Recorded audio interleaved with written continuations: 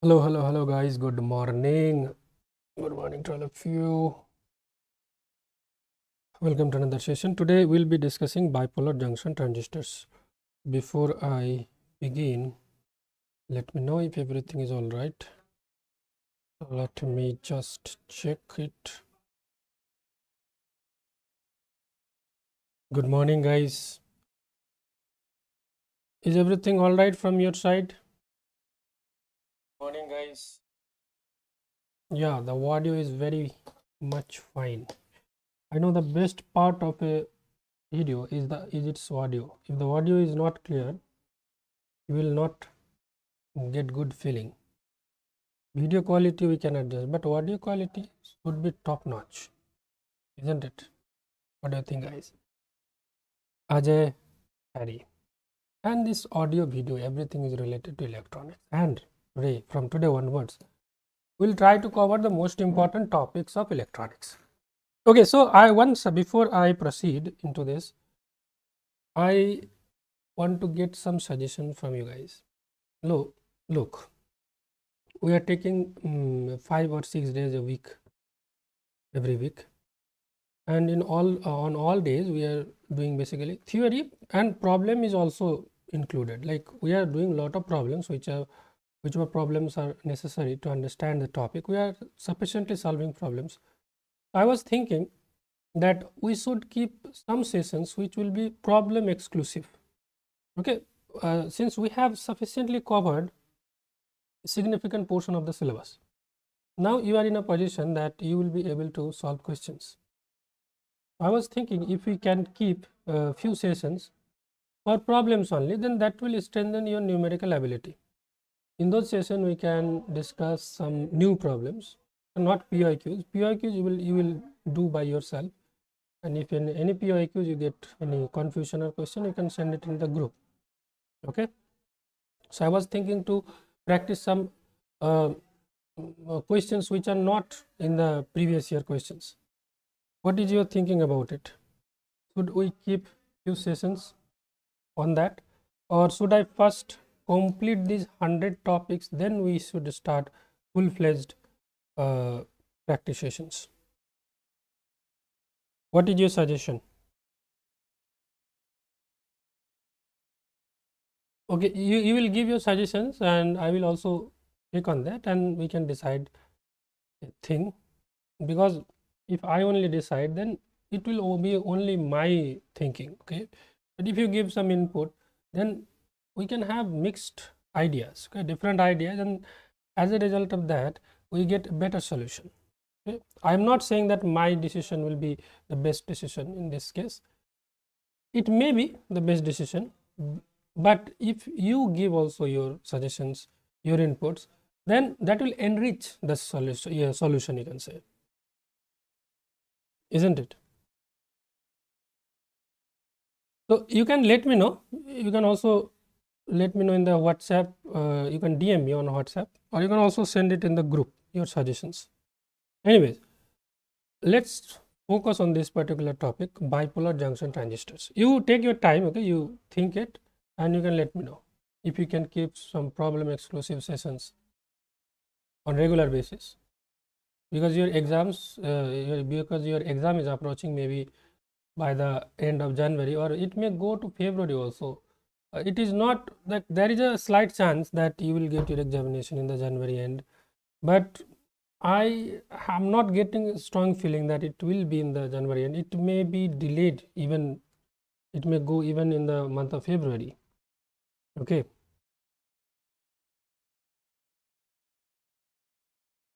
So bipolar junction transistor. Bipolar, as the name suggests, here two types of, bi means two, polar means polarity. It is coming from the term polarity. Bipolar means here two types of charge carriers you will see. Two types of charge carriers you will see. You know what are those two types of charge carriers? Can anyone tell me? Look, there is a difference between what is the difference between carrier and carrier? Okay, which one is the charge carrier here? Can you tell me, one or two? Hmm? Which one is the charge carriers? Okay, so two types of charge carriers. What are those charge carriers? You know, electrons and holes.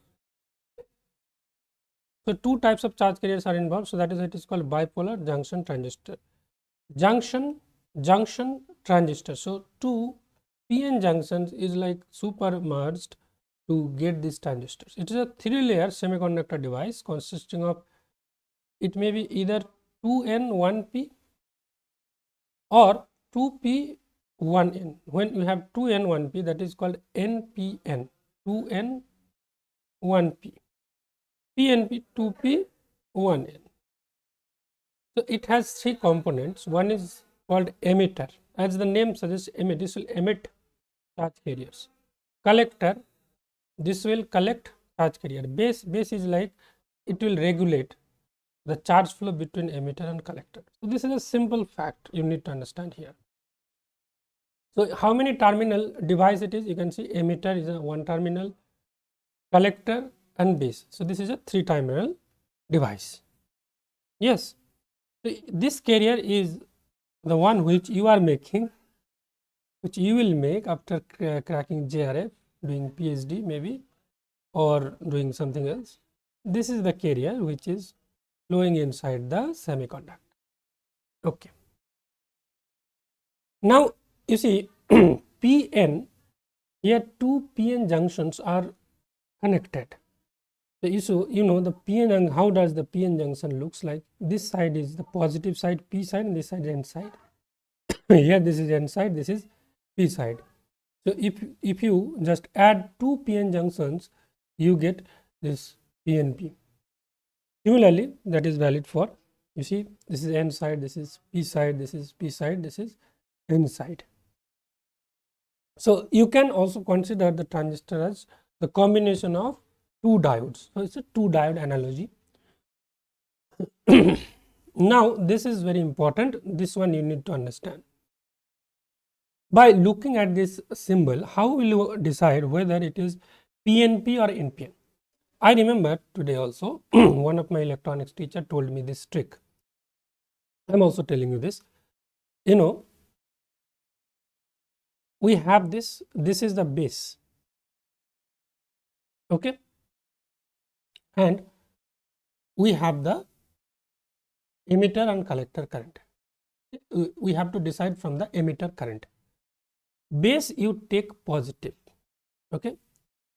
Now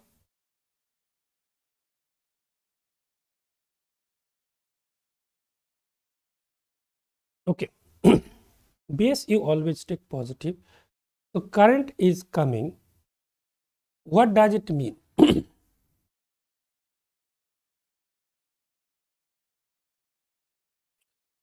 Okay, let's take base is positive, and if you have a current direction like this, so positive to negative current is flowing. So what left? NPN. Getting it?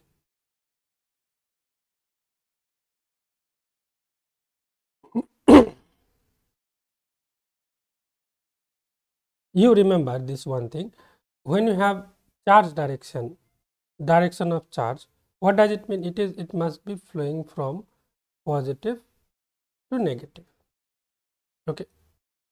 When it is going from this to this, what does it mean? This must be positive P, this must be negative.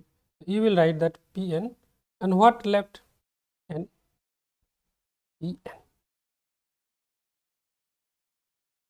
okay. And for this also,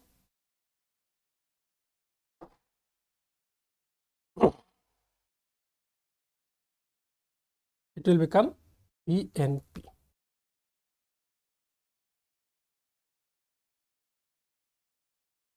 Will you able to remember it?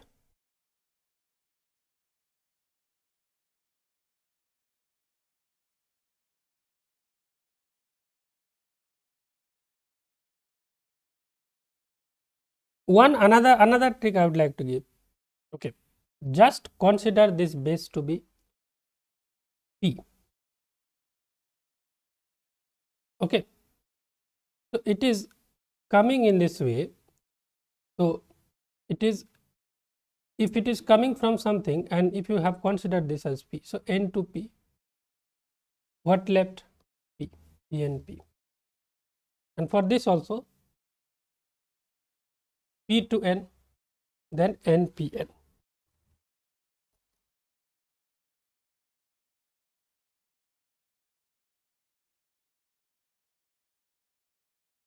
आगे बढ़े. Will you be able to decide this sign? If you are given this transistor symbol, will you be able to decide whether it is PNP or NPN?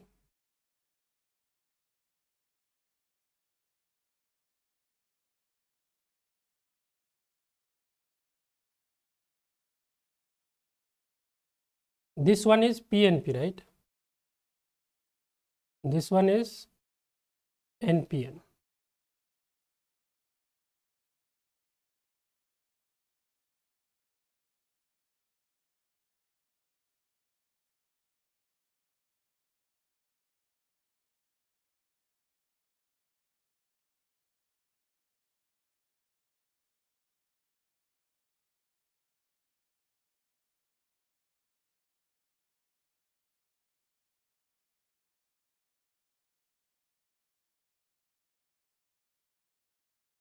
Look at this structure. When you make the transistor, we have substrate, then collector, then base and emitter. Look, in real life, when you fabricate transistors, we have to choose a substrate. Sometimes it is chosen as silicon. So silicon is a conductor, semiconductor, you know. So we cannot take a conductor or semiconductor substrate. So because of that, an insulating layer of SiO2 is also sometimes made. SiO2 is insulating in nature, silicon dioxide.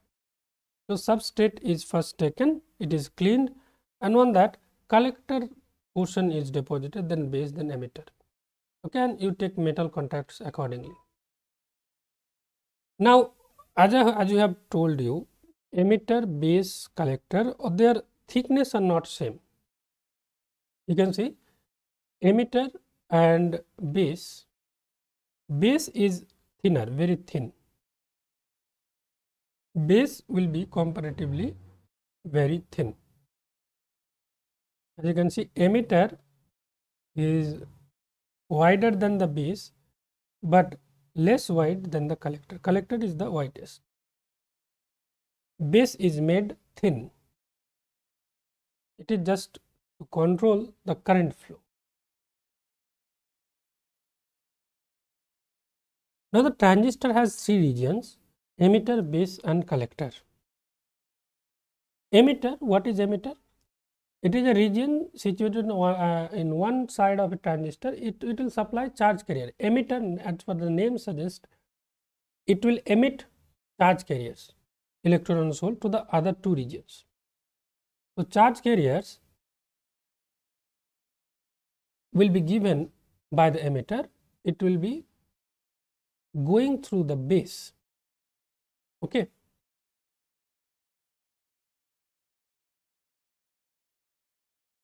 Then it will reach, the collector will collect it. There will be some recombination here also, electron hole recombination. Emitter is heavily doped. So here the charge density is too much, heavily doped. Base, it is the middle region that forms two PN junction in the transistor. You see, if you consider NPN, so this is one PN junction, this is one PN junction, and here this is also another PN junction. Two PN junctions we can see. So what this junction should be called? Emitter base. This is emitter base junction, and this is collector base junction, you can say. The base of the transistor is thin as compared to the emitter, and it is lightly doped region. So if you make the doping high, these charge carriers will not be able to go to the reach to the collector region. So that is why it is lightly doped. Collector, it is the region situated on the other side of the transistor, opposite to the emitter. This is emitter, this is base, this is collector. It will collect the charge carriers. Name suggests collect the charge carriers. The collector of the transistor is always larger than the emitter and base of the transistor. As you have seen in this picture, you can see the collector is quite larger as compared to base or emitter. Doping level of the collector is intermediate between the heavy doping of emitter and the light doping of base. It is the midway between the doping level of emitter and base. So from this you can easily say which junction should be forward biased and which junction should be reverse biased according to you.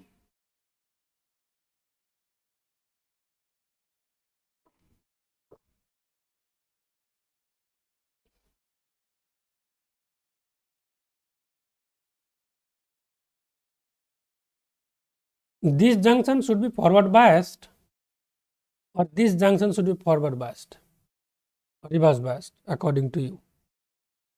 What is our goal? Our goal is to supply the charge carriers or to transport the charge carriers from the emitter and to reach it to the collector. Collector will collect the charge. So obviously, if you do not make it forward bias, this process will be hindered, isn't it? If this is N, if you add P, then these charge carriers, why should they go to the other side? It will be attracted, na? But if you keep this side N, means forward biased, then these charge carriers will be repelled. These charge carriers will be getting sufficient energy to reach to the collector. So that is why emitter based junction is forward biased, collector based junction is reverse biased. We are talking about active configuration.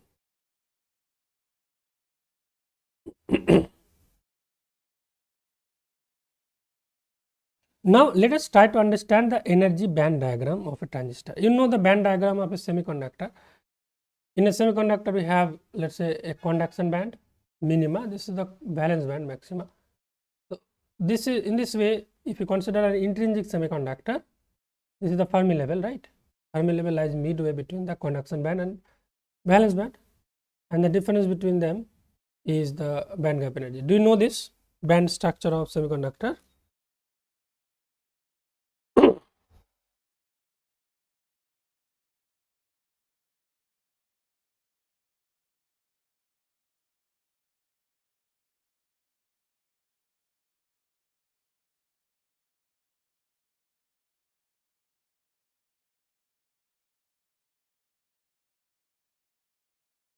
Any idea about the band structure, valence band, conduction band?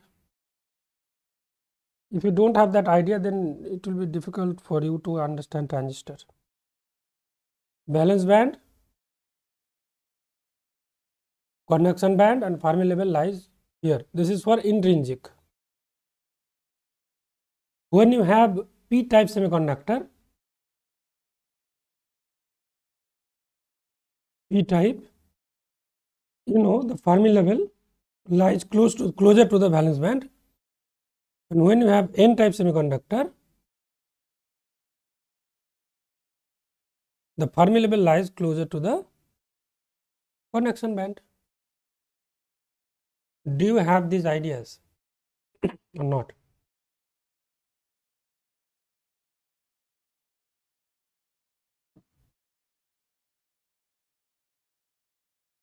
Now try to understand the energy band diagram of a transistor. Firstly, we are drawing it for unbiased condition, means no voltage have been applied. No voltage has been applied. Unbiased.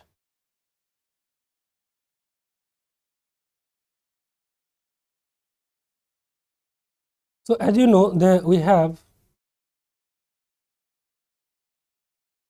two PN junctions. Look, P part will always lie higher. Okay, this is P emitter, N base, P collector. So this is for PNP. This is for P emitter, N base, P collector. P will always lie above N. Try to remember this thing. So this one, what we have drawn? We have drawn the conduction band for P emitter, N base and P collector. Okay. Now band gap, you need to keep band gap same. Okay. So let's say this is here, we have the valence band. This one we draw, this one we have drawn for a single semiconductor. It may be P type, it may be N type. So this is P emitter. Now for N base, if you are considering the same material we are using, then the band gap will remain same. Okay. So if this is the conduction band, valence band will come somewhere. Here I am just drawing an approximate diagram. This is P collector. So it's will be aligned here somewhat. Getting it? So this is for P okay, P emitter, this is conduction valence, N base conduction band, valence band, P collector conduction band. Now you need to add them. Okay.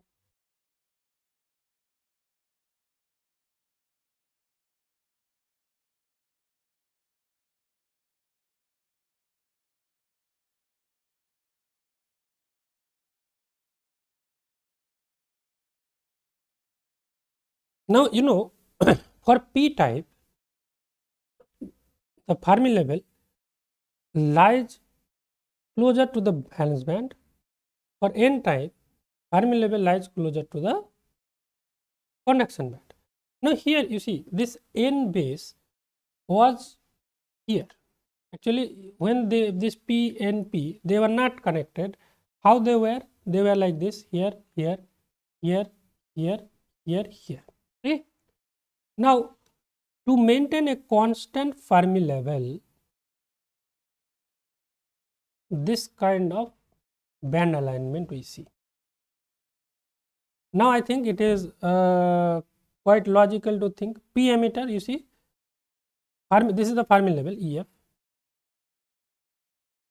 this is EC, and this is EV. This is quite now quite logical to think P emitter, you see the Fermi level is lying closer to the valence band. This is because this is N, Fermi level is lying closer to the conduction band. This is P again, so Fermi level is lying closer to the valence band. Is it clear? Try to understand. This is a little difficult, but I think you will be able to understand.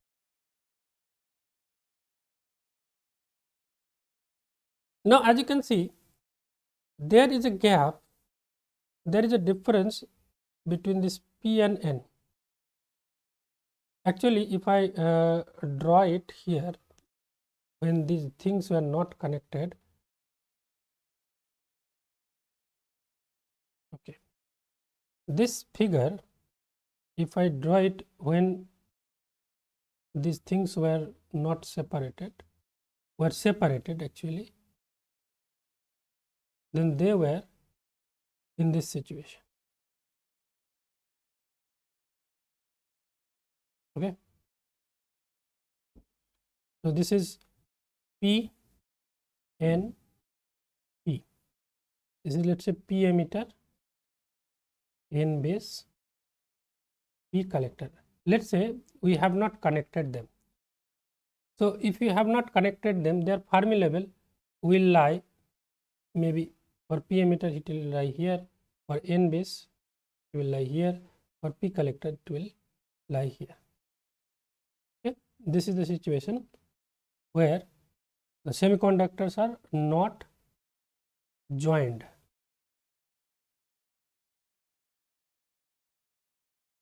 Now when you have joined them, you see to align the Fermi level, this base must come down.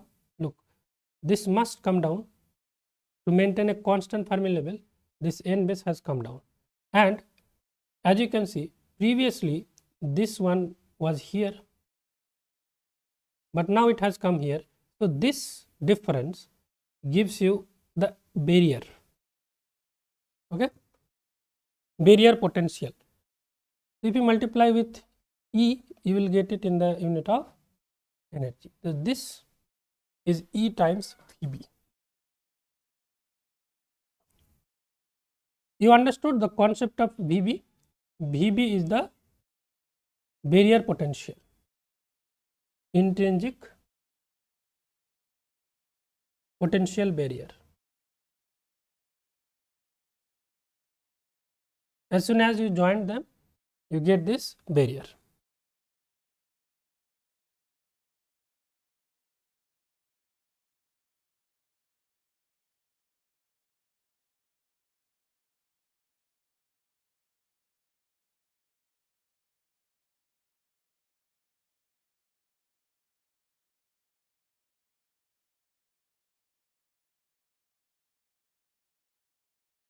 Now, if I, let's say, now look, emitter base junction is forward biased and collector base junction is reverse bias. So if you make it forward bias, what happens? What does the forward bias do? Forward bias lowers the barrier potential, okay na? And reverse bias enhance the barrier potential. So you see, without biasing and unbiased condition, this was the barrier potential. Now if you apply forward biasing, let's say between emitter and base, so this will reduce the barrier height by this amount, VEB. This is the VEB, this is the forward bias you have applied.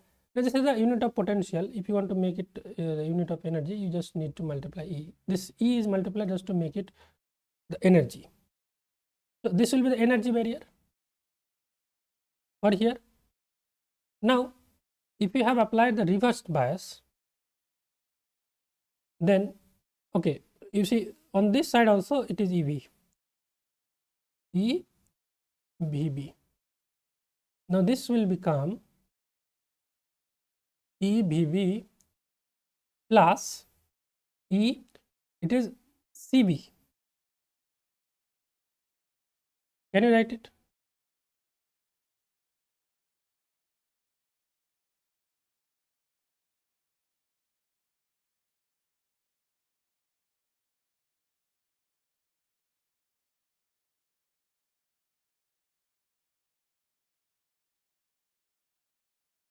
Remember one thing, the band gap does not change in this process. Band gap will not be changed.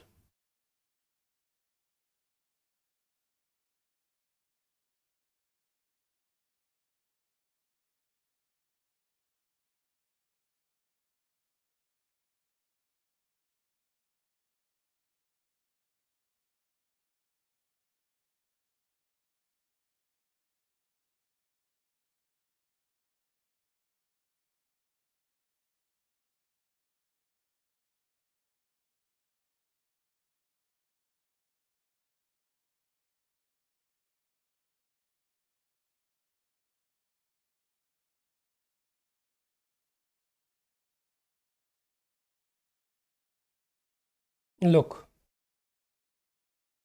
this will become the new potential barrier height, and for this one will be the new potential barrier height. Obviously this is larger. Okay, now will the Fermi level get aligned? Fermi level will not remain aligned. You see, Fermi level will be changed.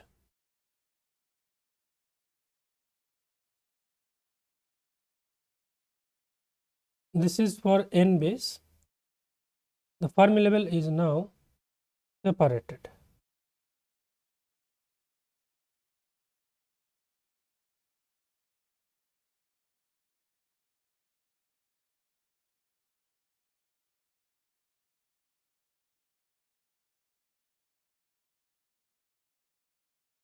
In this way. So, this much will become E VB minus E VB, and this much will be E VB plus E V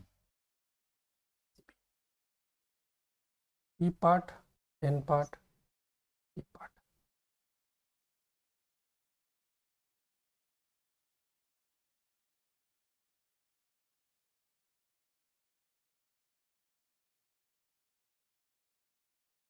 Now, if I just try to make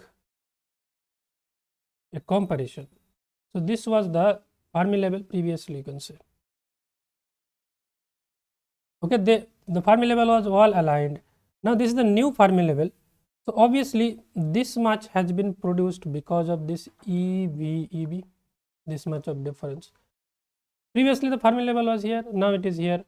So, this much of difference has been created because of EV. If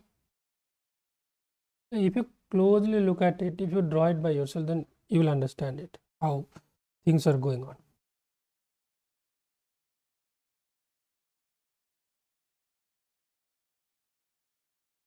In forward bias enhance VV, then why negative sign in another two? It is not enhance. What is this barrier?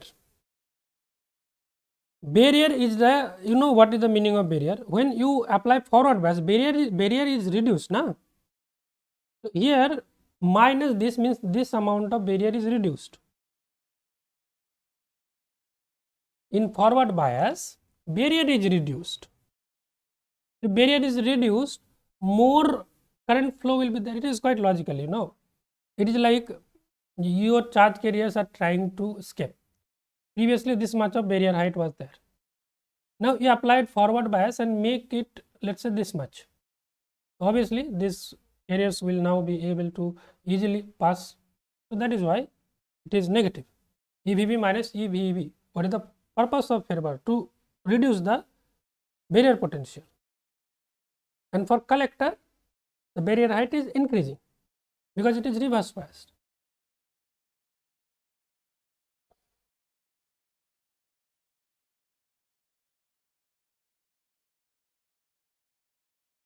Is it clear or not? Tell me quickly now.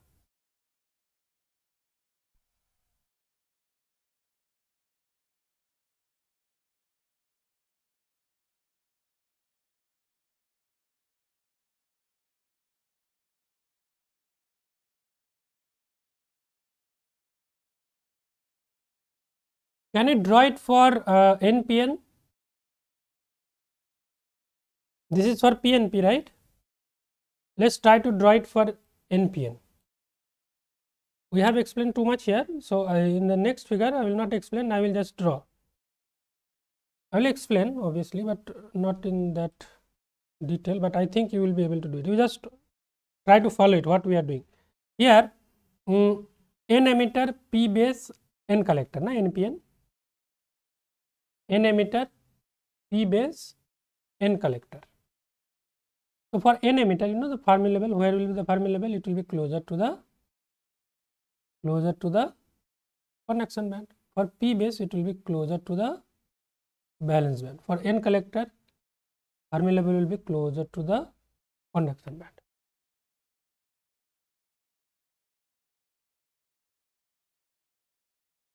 Now, as I told you, P will always be higher. Look, the Fermi level will get aligned with this one.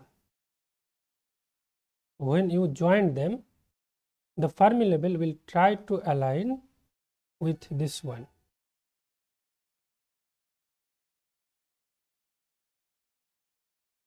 But its Fermi level is here. What it will do to align? Look, if you want to align this one, its Fermi level should be aligned.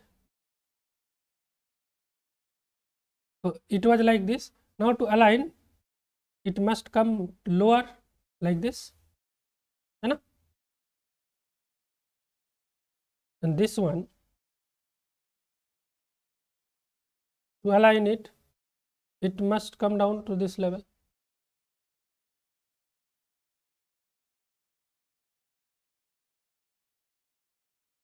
Okay.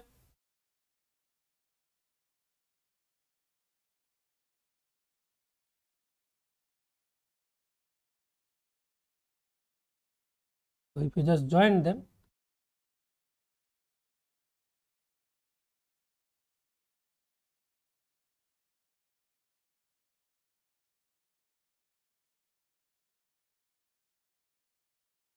getting it? This will be your EF.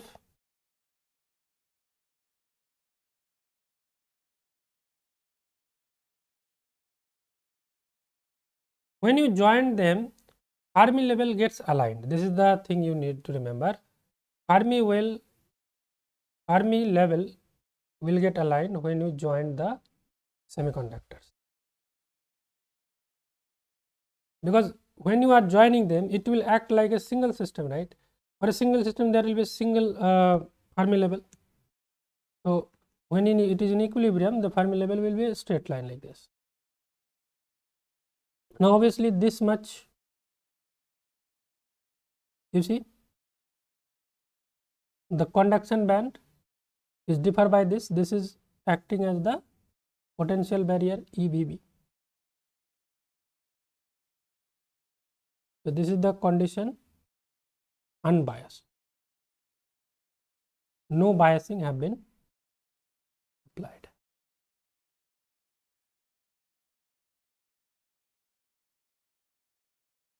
Now when you make emitter based junction forward biased with a voltage, let's say VEB, then effective barrier height will become EBB. Forward bias will reduce the barrier height. It will be minus EBB. Collector based junction is reversed bias.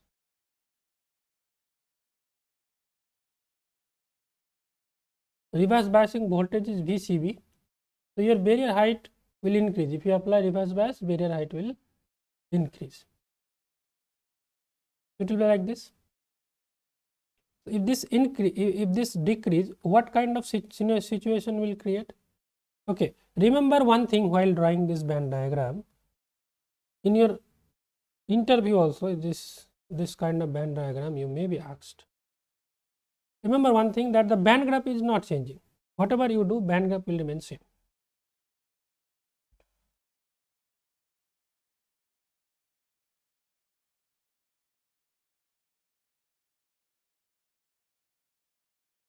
Try to understand this.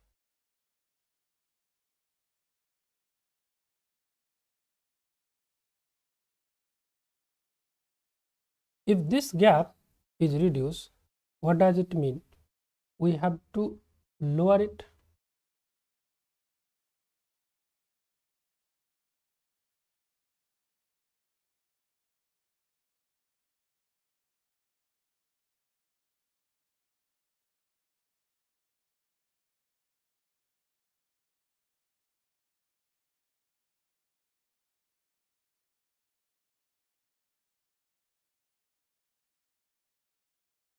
Okay, this has been made reversed bias, so this will also get lowered.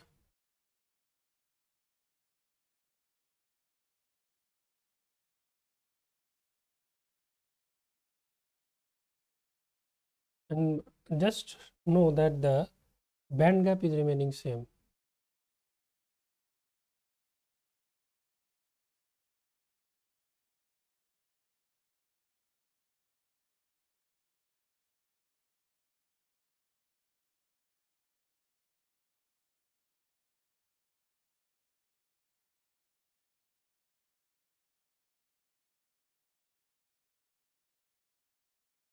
So what will be this barrier height now?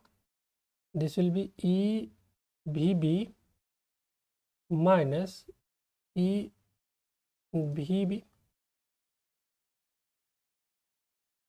and this is the greater height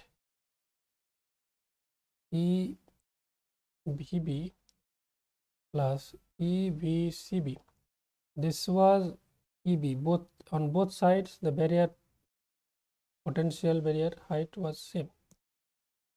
Okay.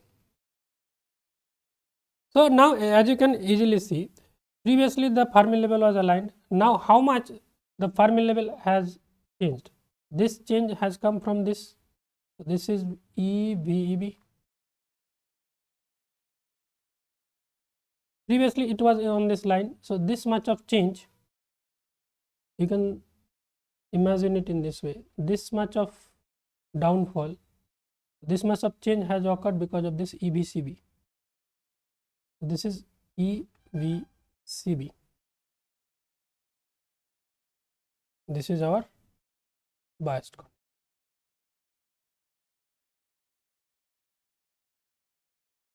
I think now things are pretty clear to you.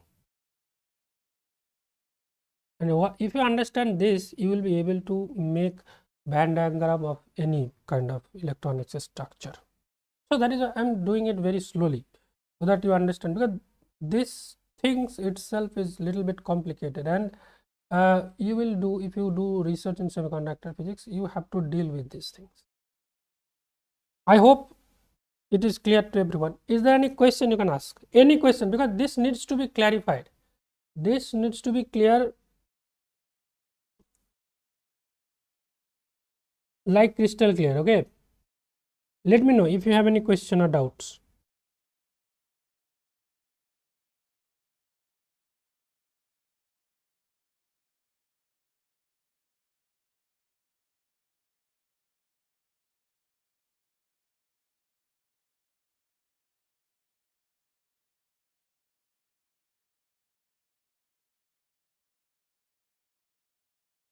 Harry, Dinesh, Ajay, is it clear? कोई question नहीं है, चलो आगे बढ़ते हैं. If there is no question, now there are four modes we generally talk about. Most of the time we keep our discussion on this active mode. In active mode, forward base emitter base, whatever you call, emitter base junction is forward bias and collector base junction is reverse bias, and the main application is an amplifier. Whenever we talk about transistor, what is the main application? We call it is used to amplify the signals.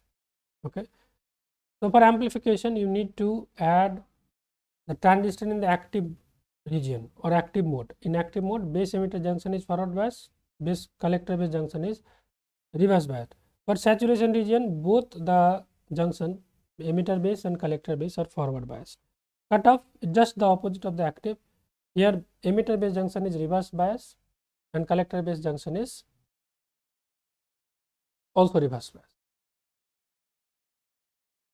And in case of inverted of the octave region, as you can see the applications. When you want to act it as in the saturation region, it will act as an electronic switch. So mainly these two regions are explored, like 90% this one and few percentage this one. These are not used. Cutoff and reverse active are inverted.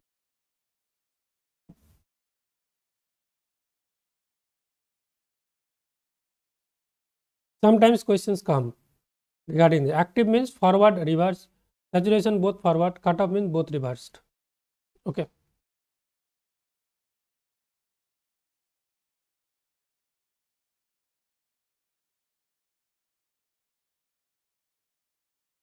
Now let me show you how actually different current components flows through transistors.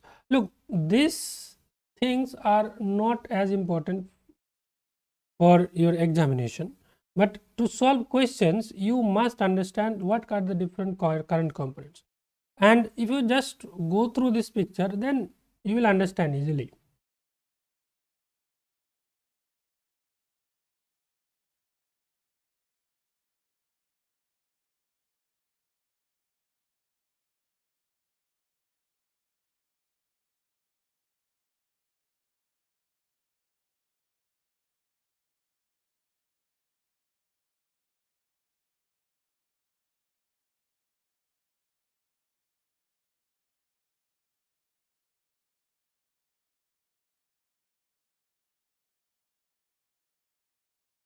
Look at this picture. This portion is the emitter. PNP junction we are taking, PNP. This portion is the emitter, this portion is the base, and this portion is the collector. Emitter base junction is forward bias. This is P. So to make it forward bias, P side should be connected to the P side of the battery. So VEB, you see, is positive, connected to the positive. This is collector base. It should be reverse bias. Collector is positive, so it should be connected to the negative end to make it reverse bias. Okay. So from here, you see emitter current IE is going. Now, if you consider the p-type semiconductor, this is p-type semiconductor, right? So here, what will be the majority carrier? Majority carrier for p-type semiconductor, it will be hole, and minority carrier will be electron. So IPE, this is the current flowing due to the majority carrier, due to majority hole. Another part, due to the minority electron, INE is flowing. Look, inside the base, the carriers will get recombined, and so this base is act like a regulator. Then it will be given to the collector. It will get collected by the collector. So it is negative biased. Why collector is reverse biased? You can understand it. Charge carrier will be collected by this. Now IPE minus IPC is coming to this base. IPC, you know, this is P-type semiconductor again. IPC, this is the collector current because of the majority hole. Now there are some minor contribution, ICBO. This is called the leakage current or reverse collector saturation current with emitter open. You understand this one. Out of IPE, IPC is going to the collector. So what left? IPE minus IPC. It is coming to the base. INE is also coming to base. Now you have N and you have P, right? In P side, what is the minority carrier? Minority carrier is electron. So electron will flow like this.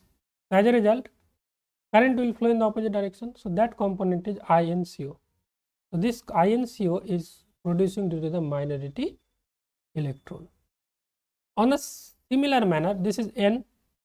The majority carrier is electron, minority carrier is hole. So hole is flowing to the collector, and you know the direction of hole, direction of movement of hole is the direction of current.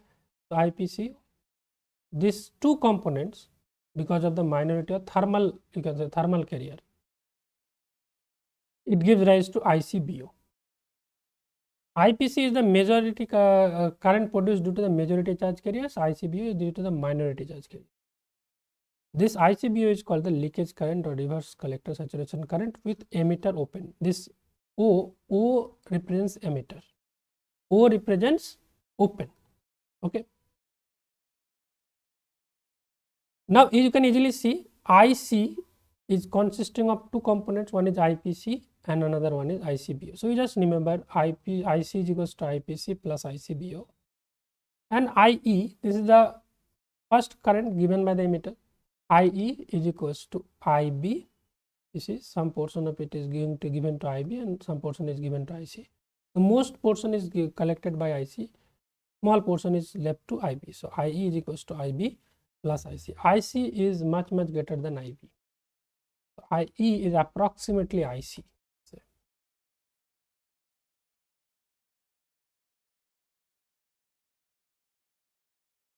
Now you may forget this. That is why in another slide I have just written down all the components. IPE, you know, this is the whole current component in the emitter region due to the majority carrier holes. INE, electron current component in the emitter region due to the minority carriers. IPC, whole current component in the collector region. ICBO, collector base reverse saturation current due to the minority carriers with emitter open. IPCO, current due to thermally generated minority carriers in the N-type base region. INCO, current due to thermally generated minority carriers in the P-type collector region. IB is the base current generated due to the recombination of holes and electron in the base region. IE, emitter current which is the sum of base current and collector current which includes IPC and ICBO. So what you will do to make it more clear for you, you will try to draw different current components by yourself. Okay. You will consider P type. What are the charge carriers type? Hole, majority hole, minority electron. Here N type means here the majority electron, minority hole. P type, majority hole, minority electron. Now you have to consider all the components of current due to the different charge carrier, and you will ultimately get this one. Okay. Similarly, we can have with this figure for NPN transistor. N, P, N. This is emitter, base, collector. Emitter junction must be forward bias. This is N, so it must be connected to the negative part. Actually, this is given a little bit wrong.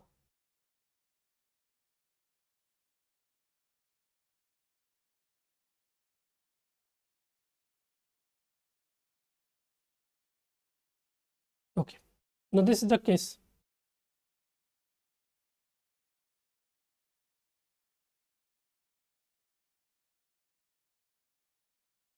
N part is added to the negative to make it forward bias, and here the collector,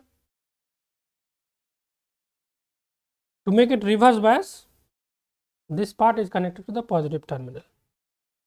Okay, and you can see current direction is towards the negative terminal and from the positive terminal. That is why for NPN we get this.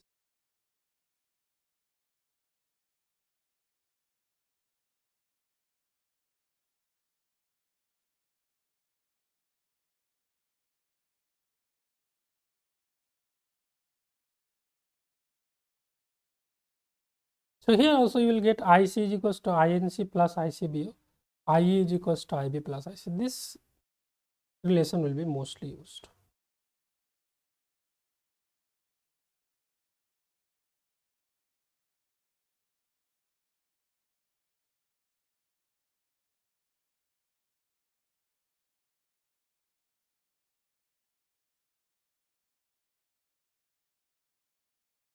If you want to understand this N side, so majority will be electron. So this INE major portion is coming because of the majority electron. IP, this is because of the majority hole. Now in the base region, this is P.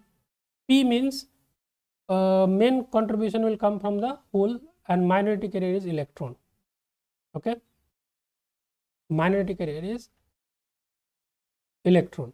So electron, if it goes from this side to this side, the current will be on the opposite side, that is why INCO, it is in this direction.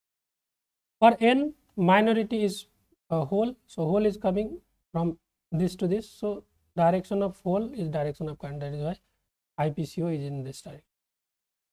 Okay, this is ICBO, reverse saturation current, and INE minus INC is coming just the opposite. I hope this is understood. Any question if you have, you can ask. Look, these things, it will not be useful, it will not come as it is in the examination, but this concept will be helpful. Otherwise, you will not be able to solve questions. All this minute breakup will not be given in the question. They will maximum time they will give this one. IE is equals to IB plus IC. This relations will be used. Okay, so don't worry. I have just given you much more than you require. Now there are two things in transistor. One is transistor alpha and another is transistor beta.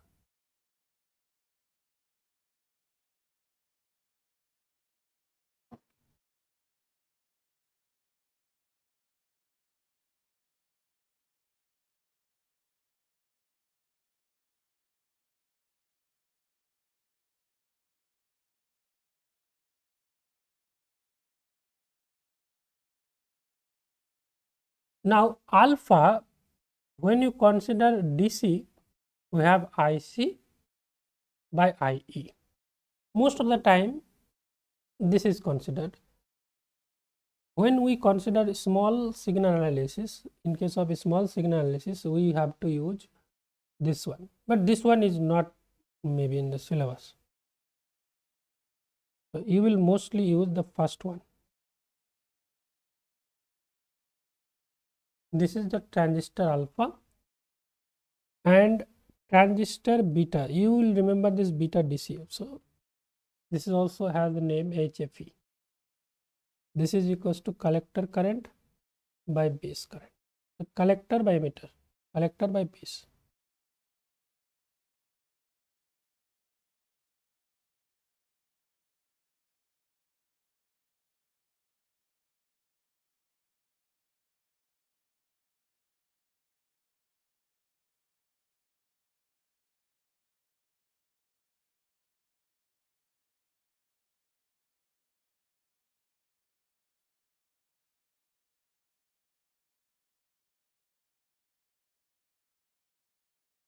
So when nothing is mentioned, you will consider this one, DC.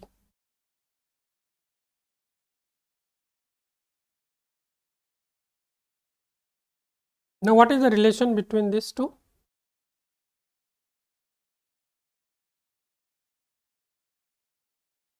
If you consider a good transistor,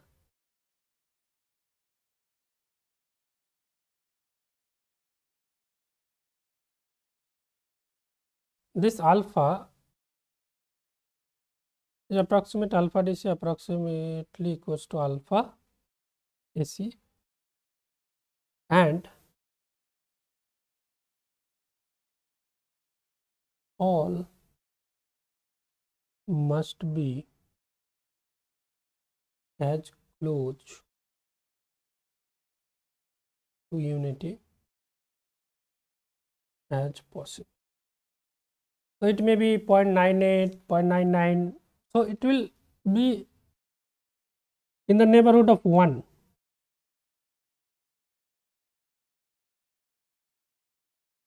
This HFE, it is used for this beta value. Okay, H is the term we will use in small signal analysis. This H comes from that hybrid model. Actually, there is a model called hybrid model for small signal analysis. That is not in our curriculum. So that HFE is coming from that. Okay, will not cover that small signal, so don't worry, just ignore, you just remember beta. Most of the time beta will be used.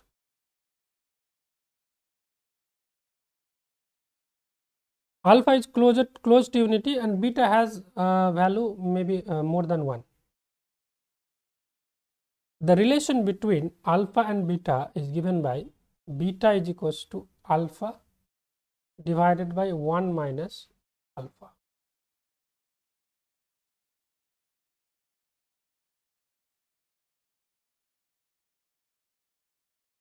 Beta is much greater than 1. It may be 100, it may be 90.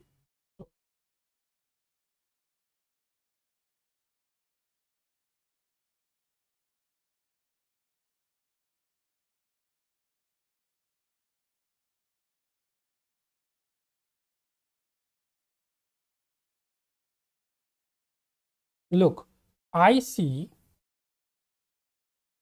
by IB is equals to beta.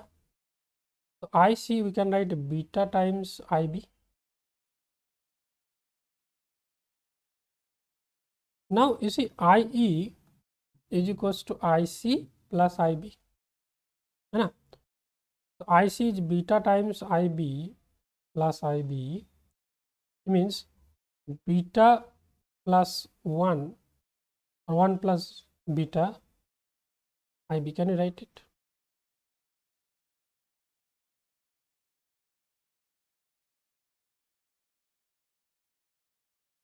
Now if beta is much greater than 1, then you can approximate to beta IB. IE is equals to beta IB. Okay, let's solve this problem. A transistor in C mode is connected with a resistance of 5 kilo ohm and power supply of 5 volt in the collector circuit. If alpha is equals to 0.998 and the voltage drop across the 5 kilo ohm resistor is 5 volt, what is the base current?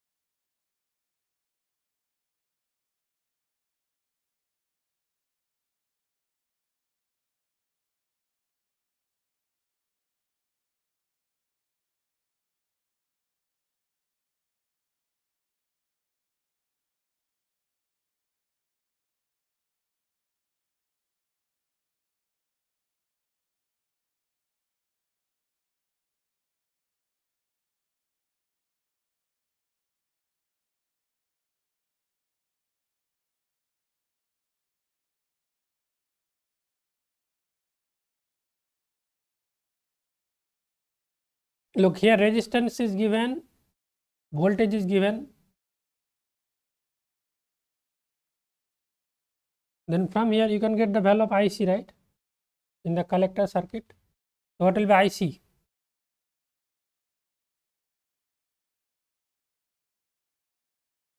V by R, 1 milliampere.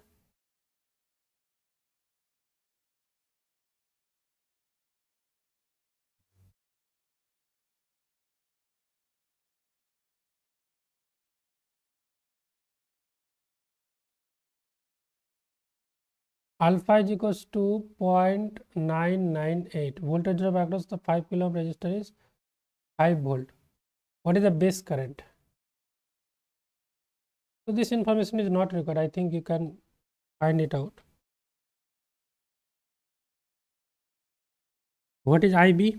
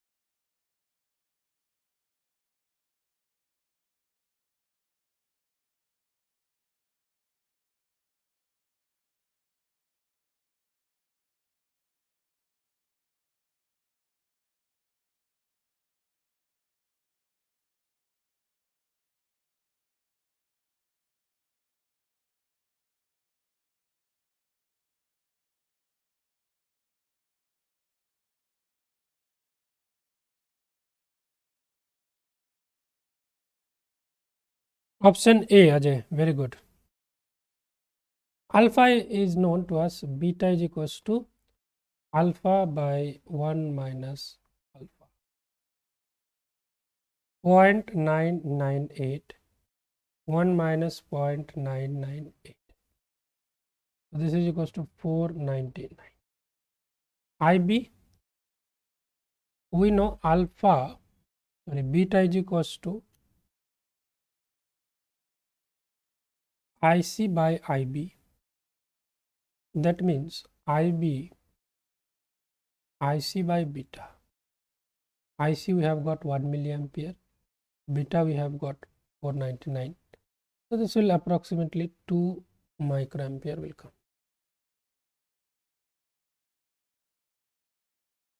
Clear?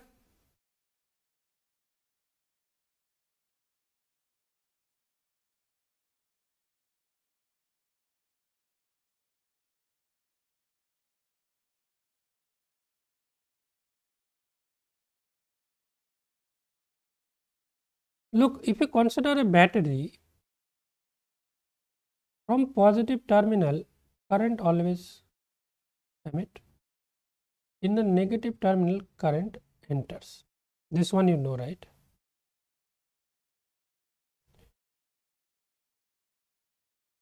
Can you tell me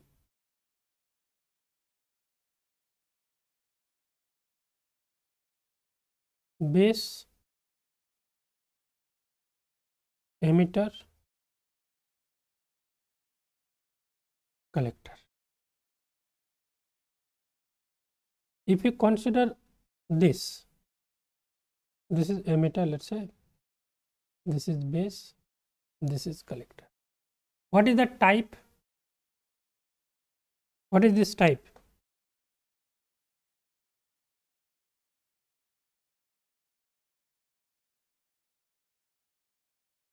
Is it PNP or NPN? PNP. So you can remember it in this way: when current is coming to the base, so base must be negative, right? Base must be negative. If it is coming from emitter, it must be emitted from positive terminal. So PN. What left? P. In this way you can remember. On the other hand, let's say if you have this is going in the opposite direction, it is going from the base. The base must be positive, P, or not positive, P. It is going towards something, so emitter current is accepted, so it must be N type, right? What left? N. In this way you can easily identify NPN and PNP. Clear now? Now here we have, you can see in this question, a transistor in CE mode is connected. So what are these CE modes? CE means common, E means emitter, common emitter. So three terminals are there: emitter, base, collector. So there will be three types such configuration: common emitter, common base, and common collector. Okay. So how these connections looks like? Three modes of connection of a transistor. This is these things we are just giving you just for a conceptual clarity. Okay. Electronic itself, physics students find it a little difficult, but if you go in a systematic way, this will appear to be easy. Okay, let's try to understand this common emitter, common base, and common collector. So let's say we are first going with the common base. Firstly, we are talking about PNP term. PNP.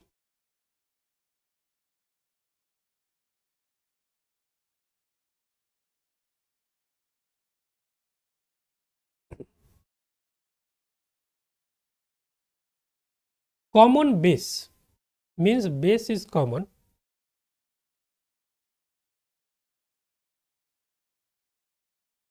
Okay, this is the base.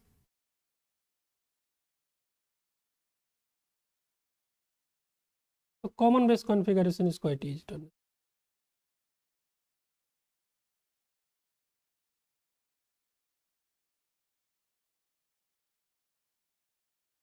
We have considered PNP. Okay, so in which direction we should give the arrow? PNP.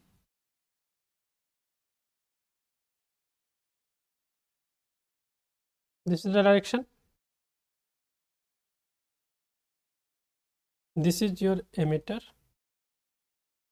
Let's say this is your base. This is the collector.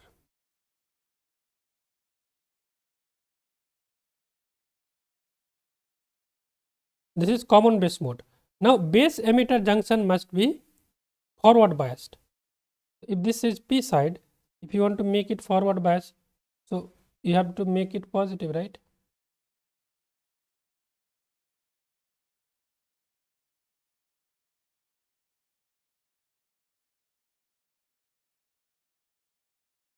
This is collector junction is reverse bias, and here we add some load.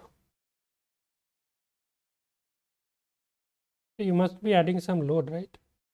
Otherwise, how will you? The output is taken from the collector point here, but we forgot to add the reverse biasing.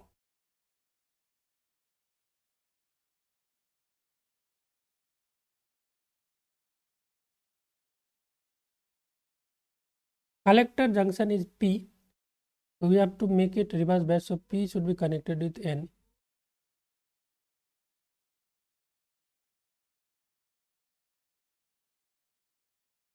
Like this. Understood? So this is IE.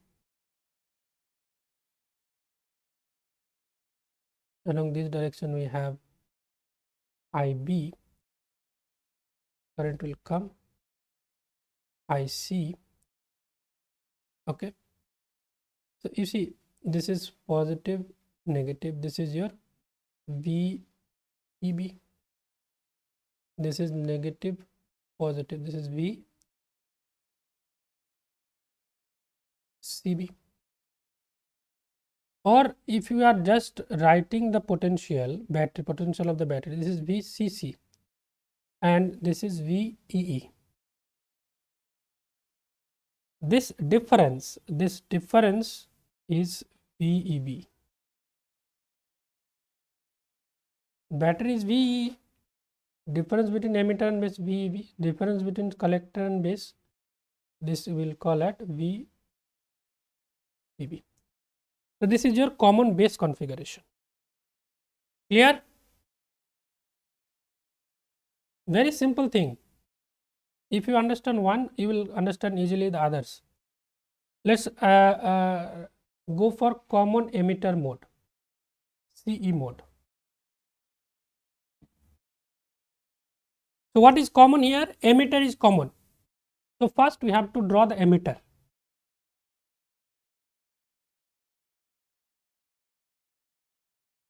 Emitter, here the base is common, here emitter is common. So let's say this is emitter. So base will come like this. This will be base. And you have collector.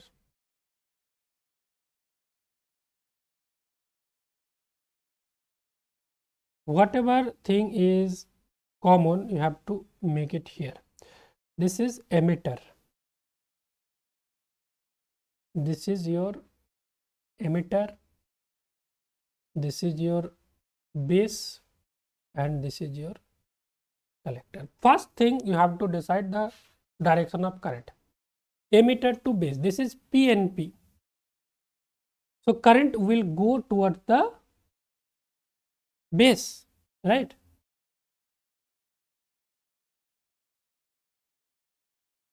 And it will go from emitter.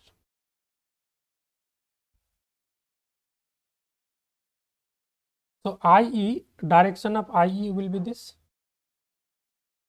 Now as you can see the sign, direction of IB must be along this. Look, base emitter junction is again forward biased. But what is base? Base is N, right? Okay. To make it more clear,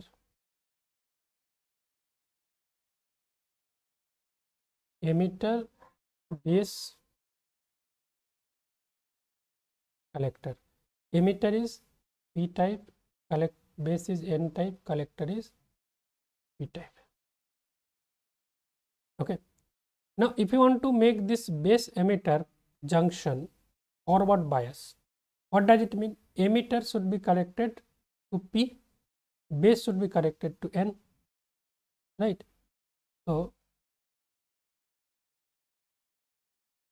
base is N, so it must be connected to N, and emitter is P, so it must be connected to P. Are you getting confused or going everything smoothly? Tell me, guys. Collector is P and it should be joined in reversed bias. So let's add a load first, RL. Collector should be reverse bias. It is P, so it must be connected with the negative terminal.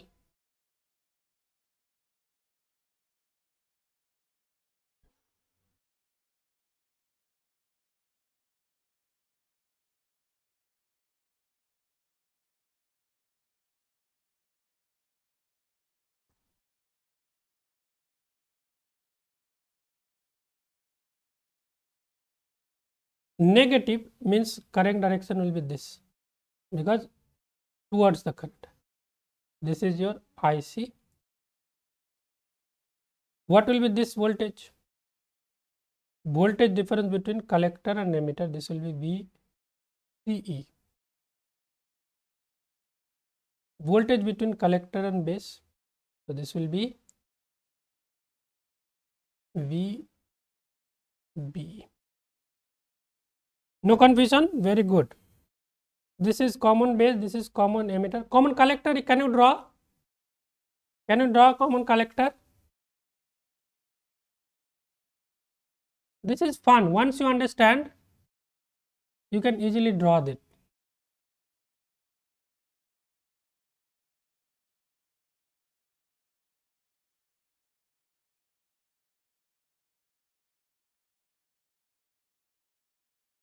Common base, common emitter is done. Let's draw common collector.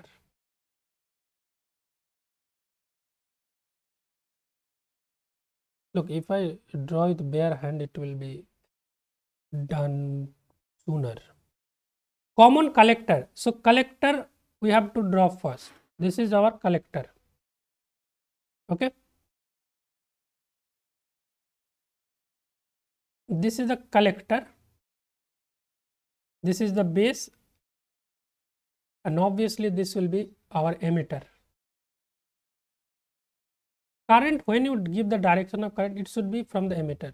Emitter to base. For PNP, current is going to the base. So this is the emitter current direction. So IE will be this.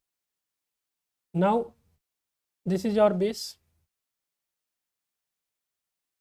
So current will go. Okay, let's draw it later one. Let's see how it is.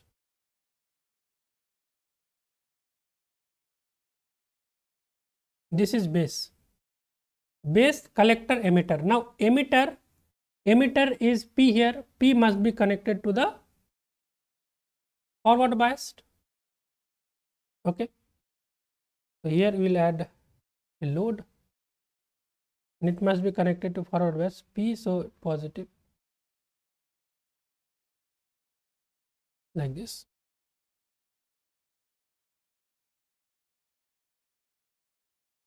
Positive, negative. This is VEE. Collector is P here, but it must be connected to negative terminal, because collector base must be reversed bias. So collector must be connected to the negative.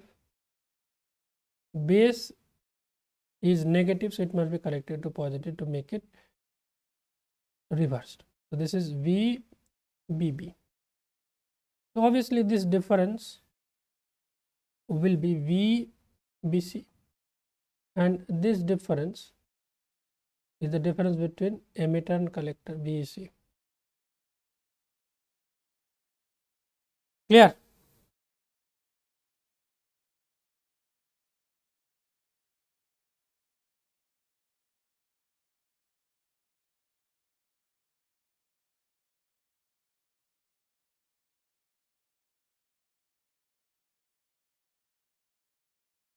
Harry, are you getting, or is there any confusion?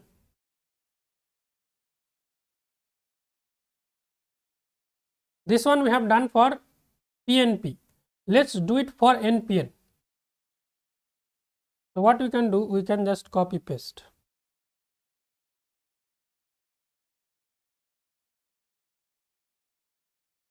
We'll just change the sign of the current direction, and I think you will be able to do it. PNP, so it will become NPN.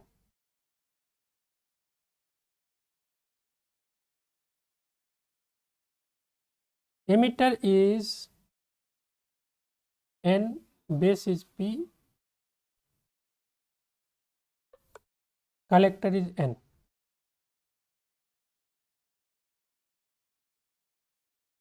In CE, common emitter BBB plus to common emitter.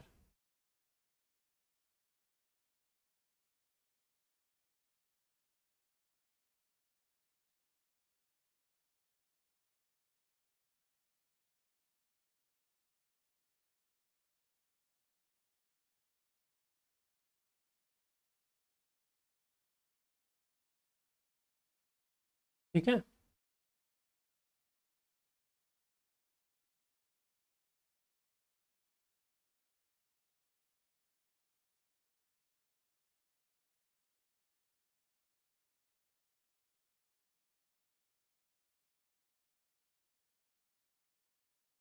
Emitter is positive, emitter base junction is forward bias, so that is why it is connected to the positive terminal.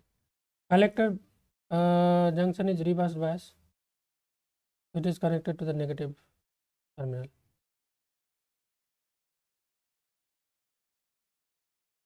BBB negative to positive. Yeah, this is collector, na? Collector is positive, but it should be connected to negative. Huh?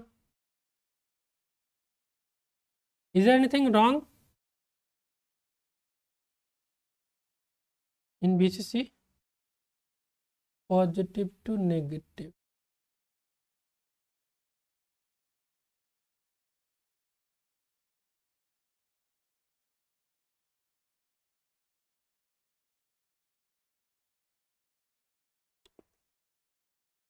Is there anything wrong, Harry, or are you talking about this NPN? Not getting what you are trying to say. Look, let's focus on common base mode first. In common base is okay. Let's first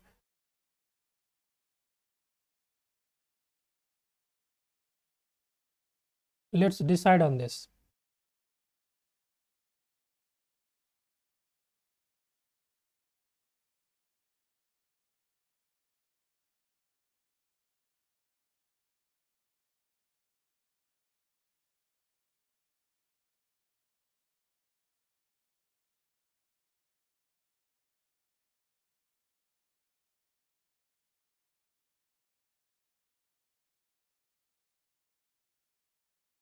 Here in NPN,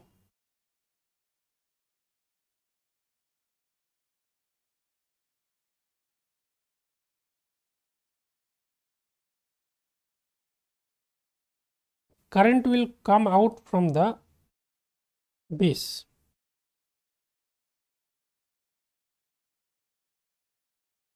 P to N.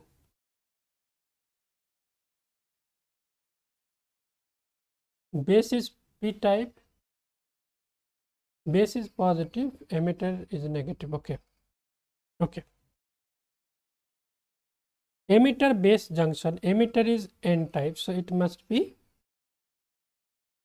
connected to the N portion, so it will be like this. Now for collector junction, collector is N type, so it must be added to the P side.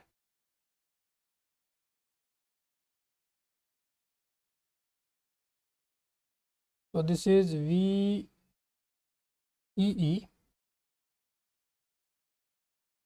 the difference is VEB. Here it is positive part, this is negative part. So this is VCB and this is VCC. Look, positive, it is going up, So IB will be this direction, positive, so IC will be this. Clear? Now let's go to the common emitter part.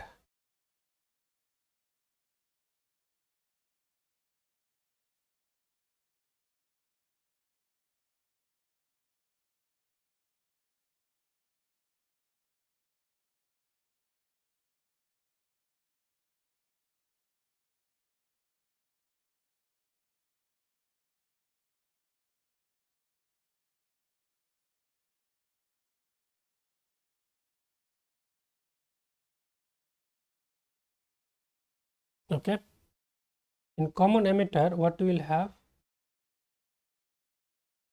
Emitter and base. So current is coming out of the base, so it will be this direction.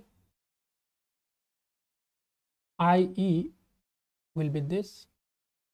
Emitter is connected, emitter is N, so it should be connected to N to make it forward biased. So this will be connected to N.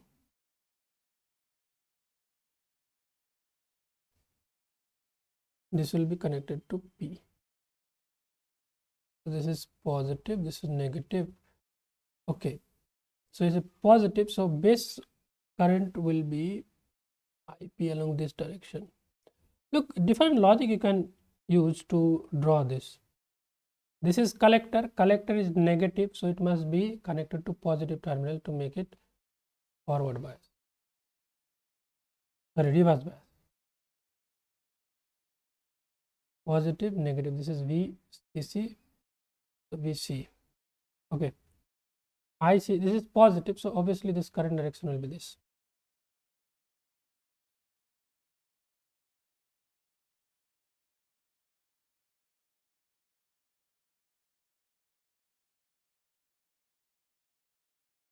Common collector,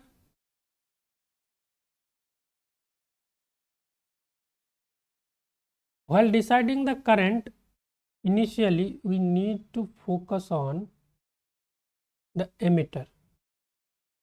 For this is NPN. For NPN,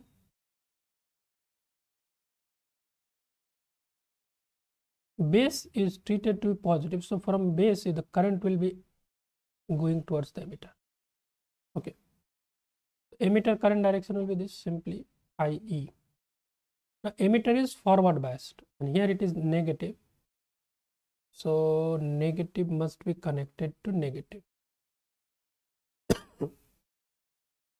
Negative, positive. Collector is negative, so it must be connected to positive to make it reverse bias.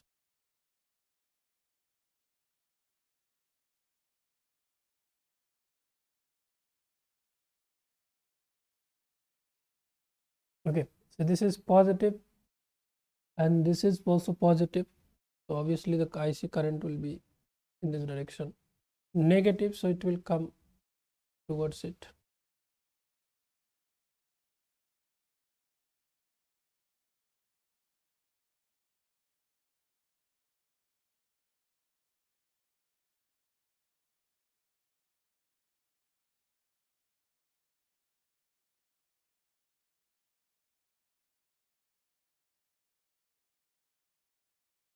Achha, we have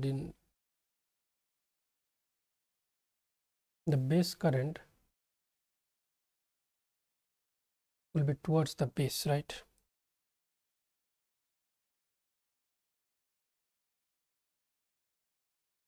We have not only the base current here.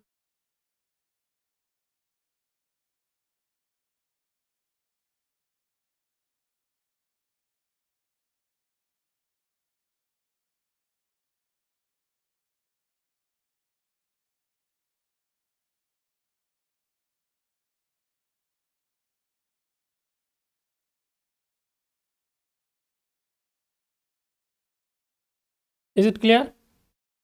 IE, remember IE is equals to IB plus IC.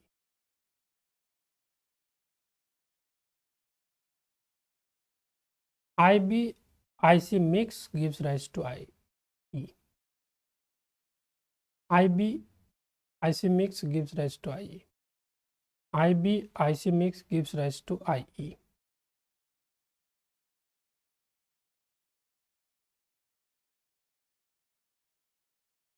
In all the cases, you can see IE, IB plus IC.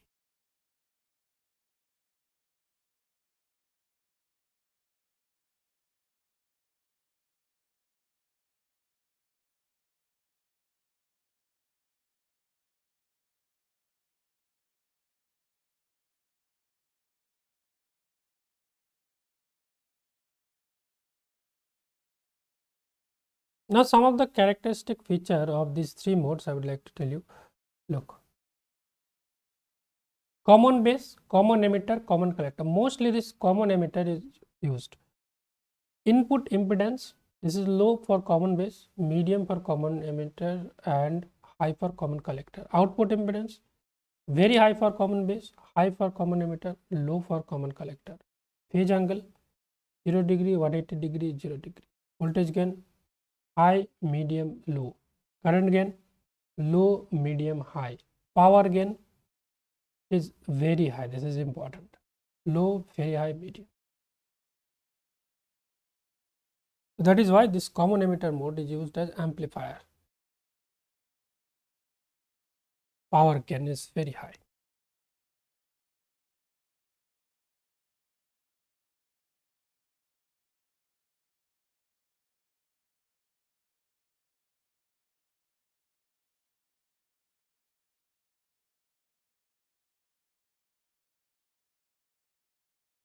Now, two things are there, two phenomena we have basically.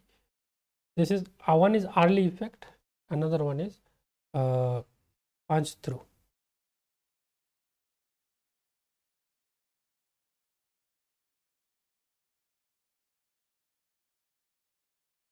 Look, what is early effect? You imagine it, emitter base collector. So, when you are adding 1P with 1N, what will happen? You will have some depletion region between these two. If you join, you will get some depletion region. Depletion region is that region which is depleted of charge carriers. There is no charge carrier in the depletion region. So no movable charge carriers. Immovable charge carriers are there, but there is no movable charge carriers in this region. Okay.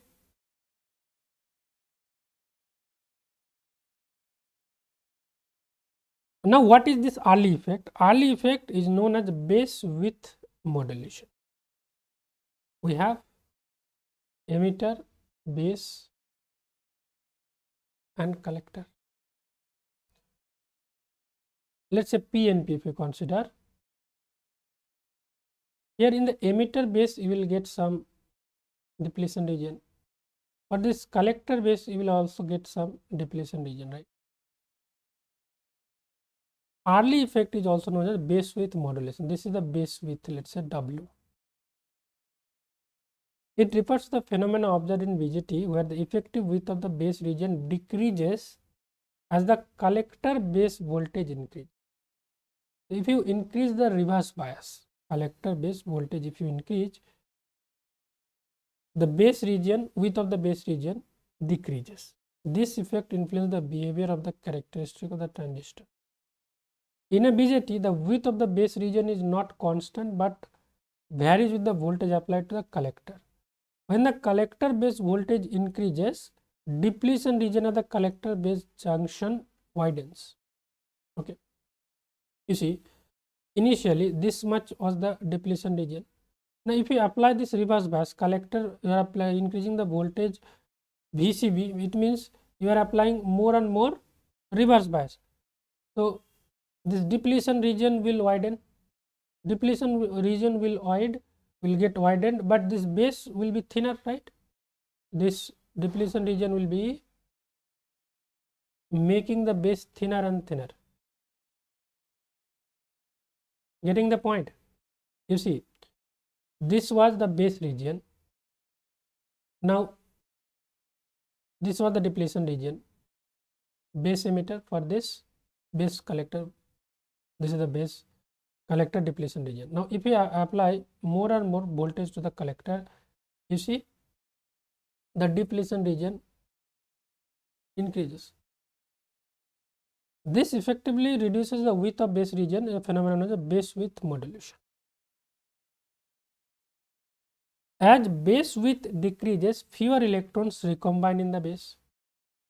It is like charge carriers are coming to the base, right? If base becomes very thin, it will get less charge carriers to recombine, and mostly it will transfer to the collector, right?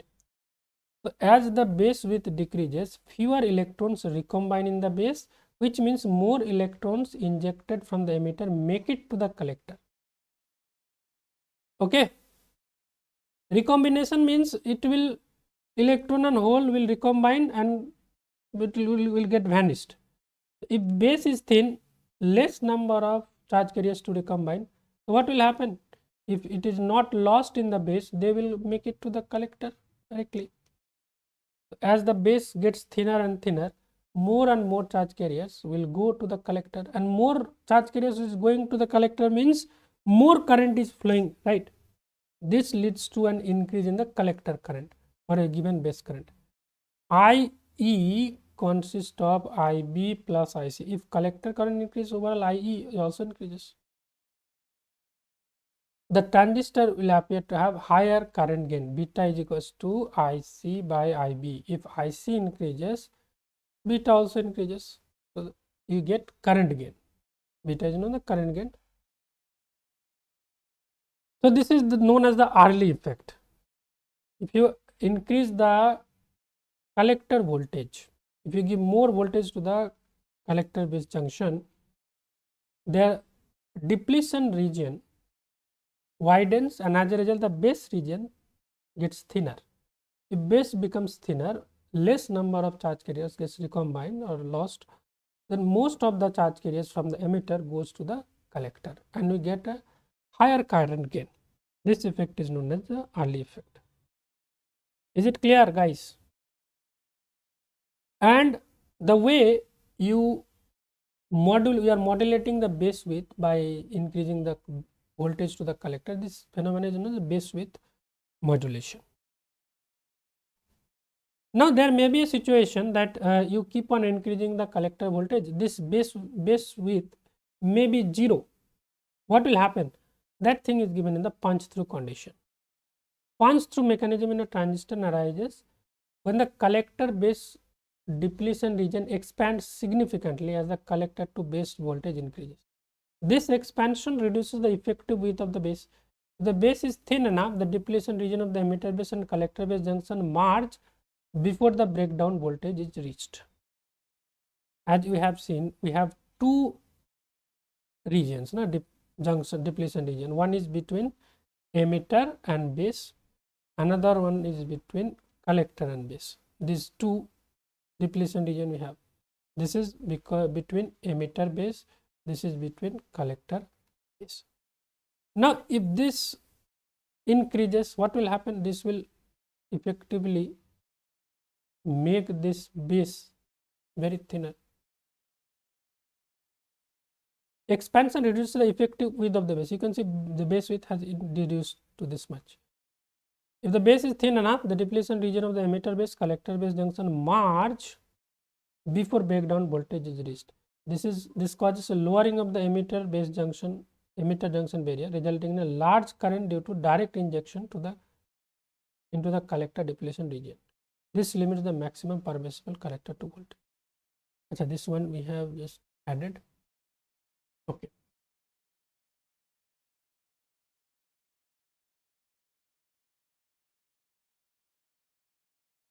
Okay, punch through voltage. This one we have taken from Big Hose.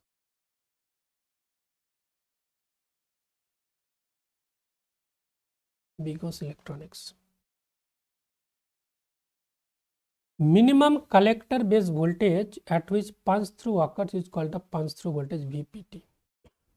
Assuming that the doping of collector region is large as compared to the base region, NA is much greater than ND. In PNP transistor we can calculate. Okay, let me just give you the expression. Original expression is W is equals to root over 2 epsilon VB divided by E NA plus ND divided by NA ND. NA is the acceptor concentration, D is the donor concentration. You know, acceptor concentration and donor concentration you already know. Now when this VB becomes BPT, NA is much greater than ND. You see, NA is much greater than ND. So we can say NA plus ND is approximately NA, and NA into ND approximately, that is also NA and NA is getting cancelled. So you have 2E VPT by END, or VPT is equals to END W square by 2A. W is the normal width of the base region.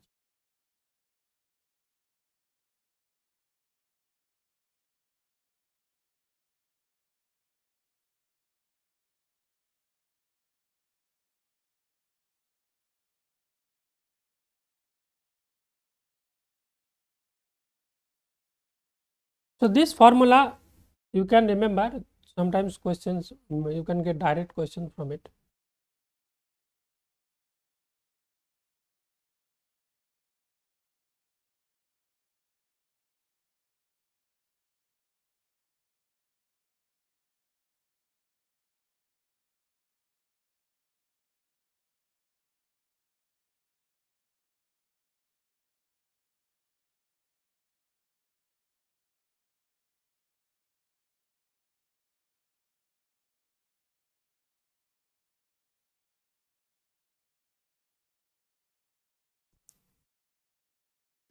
Okay, we'll discuss the next part on the next lecture.